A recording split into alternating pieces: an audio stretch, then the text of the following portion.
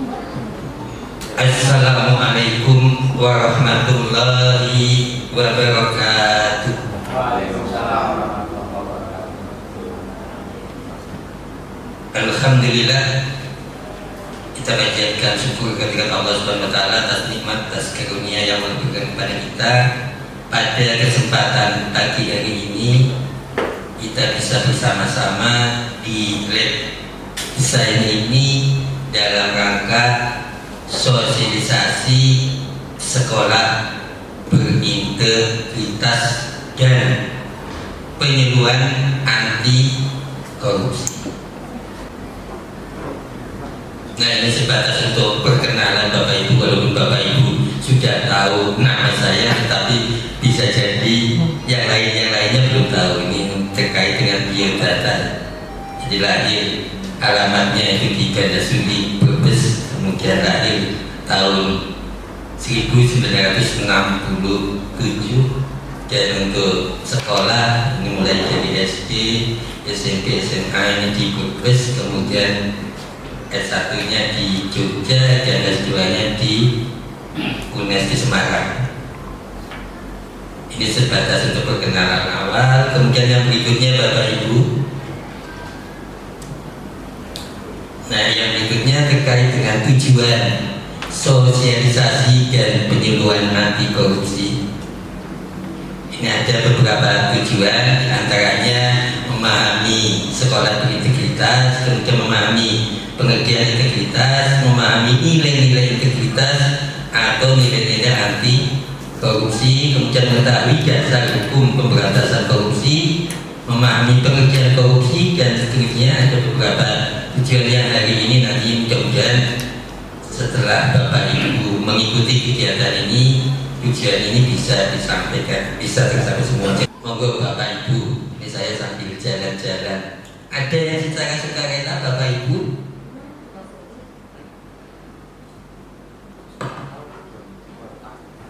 Monggo secara sukarela saja.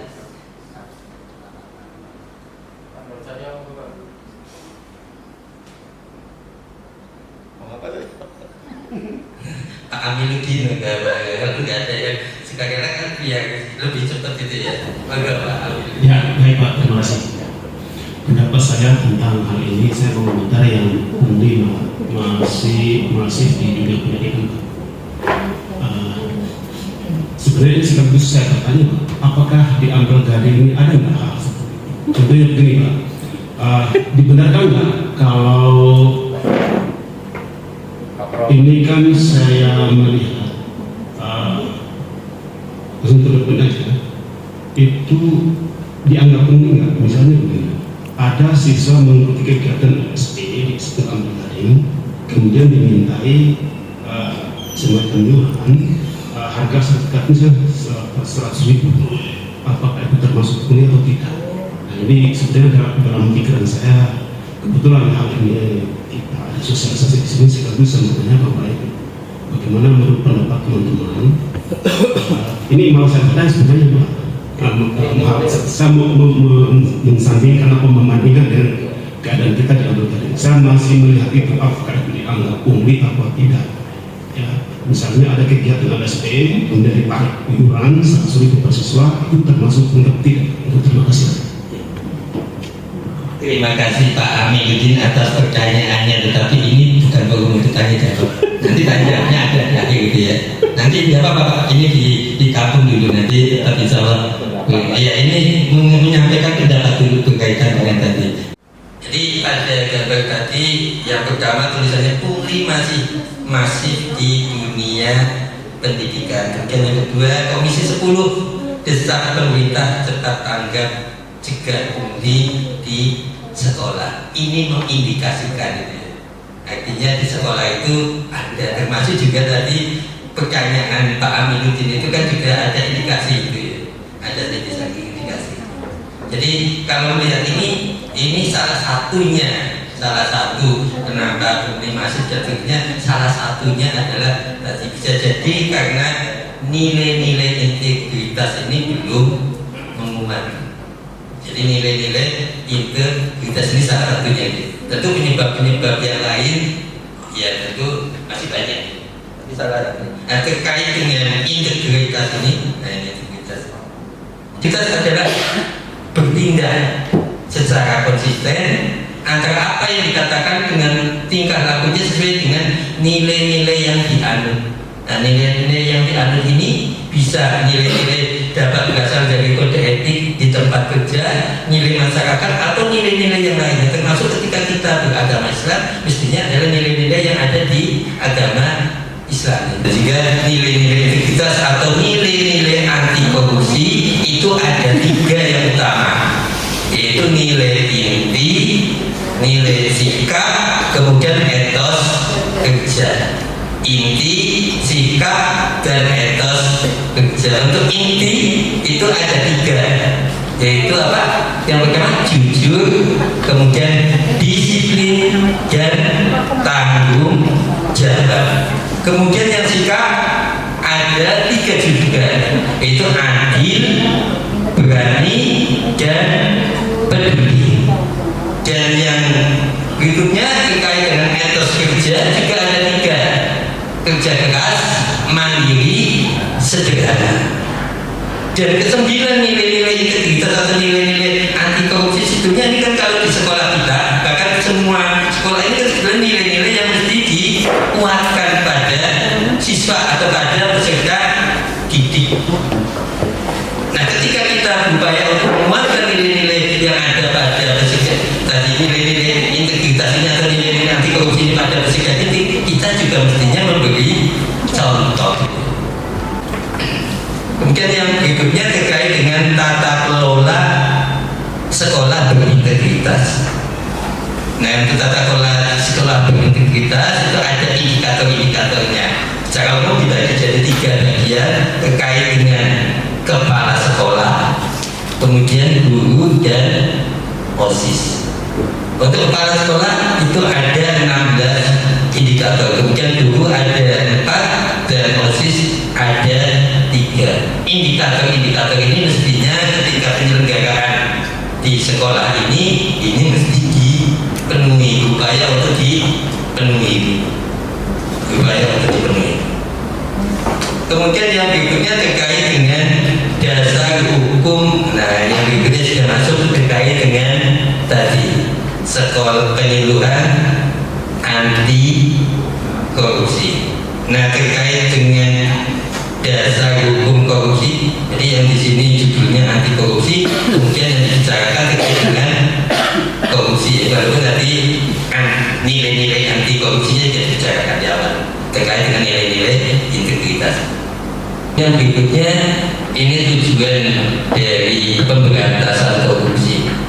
Ada 3 hal yang ingin dicapai atau ketika kemudian Indonesia ini mestinya bebas dari korupsi. Di antaranya tadi pembangunan berjalan dengan lancar, pendidikan akan makin besar, pelayanan kesehatan akan berjalan dengan baik. Sesungguhnya ini mengacu pada tujuan dari bangsa Indonesia yang ada di pembukaan Undang-Undang Dasar 1945, yaitu diantaranya melindungi segenap bangsa dan seluruh tumpah darah Indonesia, melaksanakan ketertiban dunia dan berdasarkan kebijakan perdamaian abadi dan keadilan sosial, mencerdaskan kehidupan bangsa dan memajukan kesejahteraan umum.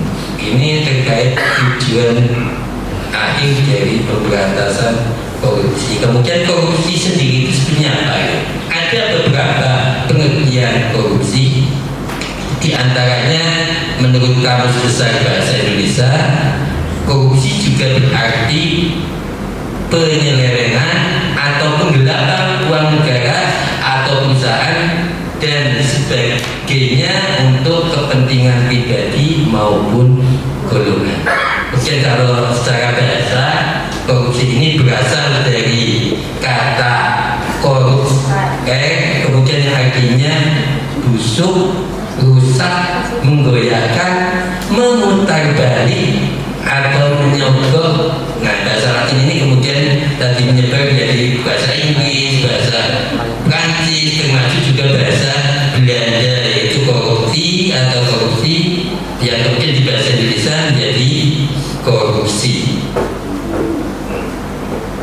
Ini juga pengertian korupsi yang lain dari transparansi internasional, kemudian juga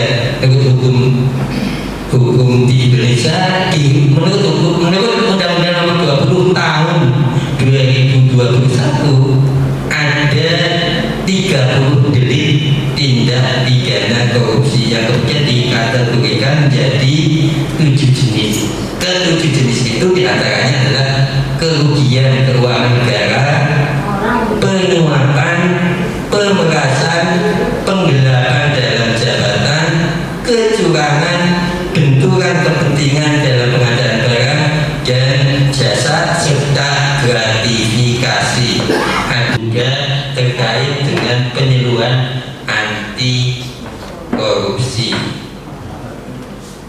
Saya kira itu dari kami, tapi sebelumnya tadi monggo barangkali ada tanya, ada hal-hal yang perlu dikomunikasikan tadi di Pak Hamiduddin. Atas waktu yang diberikan. Yang pertama terkait dengan tata kelola sekolah. Pada komponen pertama itu kan kepala sekolah. Kemudian pada yang terakhir itu poin pengadaan barang dan jasa pada poin 16. Nah, ini hanya usulan Pak. Di tempat kami teknik mesin dan tata busana itu pompanya kebakar Pak. Jadi perlu diganti.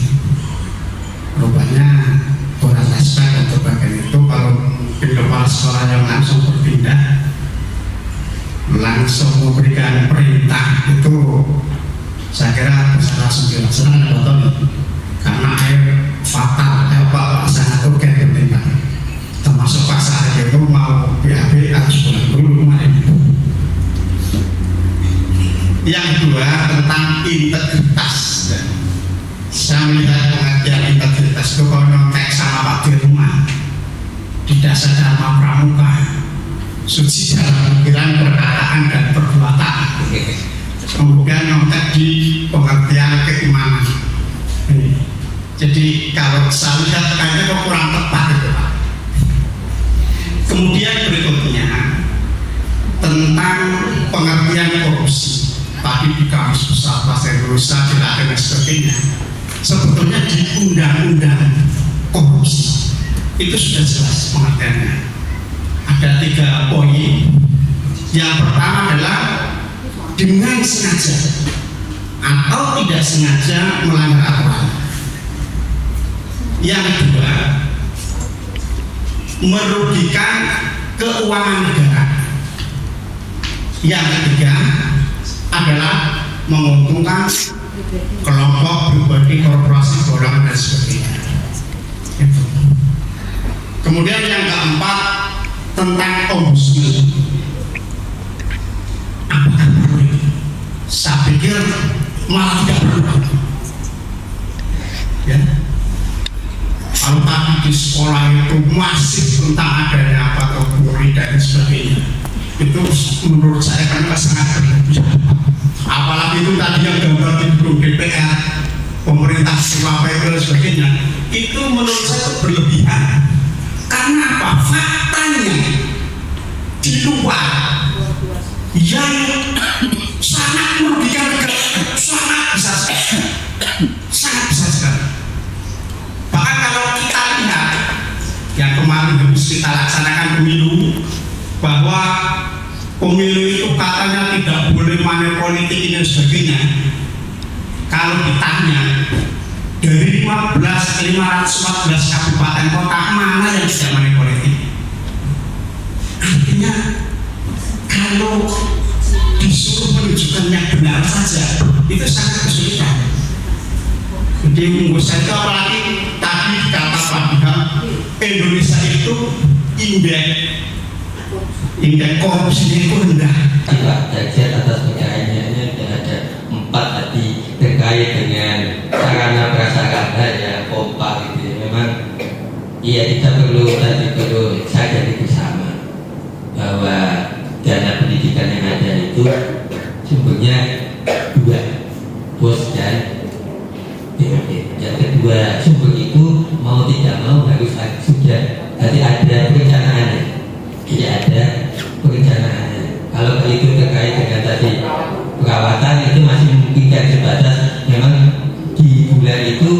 intinya sesuai dengan perencanaan jumlah perawatan tadi ya. Dan itu menjadi hal yang mestinya jadi prioritas. Ini terkait dengan tadi. Dan informasi yang terbaru terkait dana ini, seluruh dana ini untuk BOP. BOP itu kemarin dari Zoom kemarin, beberapa waktu yang lalu, beberapa hari yang lalu bahkan itu BOP hanya boleh digunakan untuk honor, GTT, kemudian konsumsi dan bayar tadi bulanan listrik itu. Di luar itu tidak. Kemudian saya tanyakan terkait dengan terkait sementara ini sebelumnya sekarang jadi itu jadi apa perjalanan dinas itu dengan BOP. Kalau dialihkan dengan bos tentu juga tadi harus ada perubahan dan turunnya. Bahkan tadi ya jawabannya monggo ada kesempatan untuk perubahan, ada kesempatan untuk perubahan 3 kali untuk bos itu. Tetapi perubahan tadi kan juga kalau kemudian dari misalkan dengan nilai yang untuk setengah M misalnya gitu ya, kemudian digeser ke pos kan berarti juga harus ada yang digeser lagi yang kegiatan-kegiatan itu mesti tidak ada. Tetapi prinsipnya kita mesti melaksanakan apa yang ada dan ya kalau gambarannya monggo silakan berbenah dan berhemat saja. Ya yang ada itu ya cukup memanfaatkan, jadi memanfaatkan fasilitas yang sudah ada lah, tidak kalau memungkinkan tadi. Jadi ini terkait dengan tadi Pak, terkait dengan yang pertama kerjanya terkait dengan yang kepala sekolah ini tadi yang ditanyakan ini ada usulan. usulan Pertanyaan usulan. usulan ya. Diberikan Pak. Oh iya benar. Kalau yang terkait dengan ini tata kelola ini yang berikutnya ya. Tidak usulan. Iya, terima kasih. Kalau yang pertanyaan tapi pada ombudsman. Nah ya, terima kasih ya. Kemudian yang berikutnya terkait dengan ombudsman ya. Ombudsman tadi, ombudsman mestinya ada, mestinya tidak ada. Itu kan juga usulan gitu ya. Mestinya tidak ada, tetapi selama kemudian aturannya masih ada ya. Ada yang jelas begini Pak. Kalau kemudian kita melihat tadi dikaitkan dengan, nah, yang ini ya, yang awal itu ya. Nah ini Pak, pungli masih di dunia pendidikan. Ini dunia pendidikan itu kan sebetulnya tidak hanya sekolah gitu ya. Yang lebih luas lagi, yang lebih besar lagi juga ada gitu ya. Artinya ini mungkin tadi Termasuk di kementerian. ya mungkin ya ini dunia pendidikan kan, dunia pendidikan itu ya, dunia pendidikan. Jadi ini sebagai ini aja, kebetulan saya ketemunya gambar ini gitu ya, ketemunya gambar ini dan ini kaitannya dengan tadi integritas yang ada di pendidikan yang lebih kecil itu kan di sekolah gitu ya. Ya kalau kemudian kaitannya yang lebih besar ya memang iya kalau yang di mana-mana itu kemudian korupsinya kecil mesti kan indeksnya jadi